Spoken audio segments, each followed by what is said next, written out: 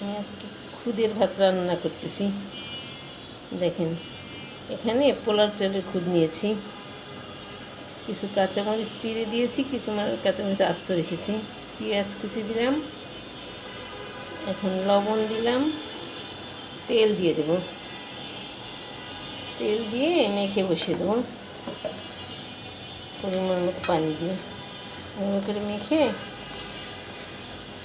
তারপর পরিমাণ মতো পানি দিয়ে বসিয়ে দেবো। এটাকে কেউ খুদের ভাত বলে, কেউ বউয়া বলে, কেউ বউ ভাত বলে, এক একজন এক এক রকম বলে। এইভাবে পানিটা দিয়ে বসিয়ে দেবো।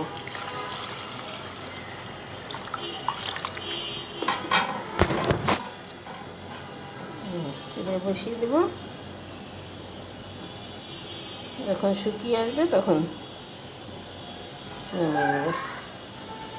ভাতটা ভর্তা দিয়ে, ডিম বোনা দিয়ে, ডাল ভর্তা দিয়ে, নানান রকম ভর্তা দিয়ে খেতে ভালোই লাগে। এখানে চুলায় বসি। এই যে আমার খুদের ভাত রান্না করা হয়ে গেল। কে কী বলেন জানি না, তবে আমরা এখানে বউয়া বলি এটাকে। ভর্তা দিয়ে খেতে খুব ভালো লাগে এটা।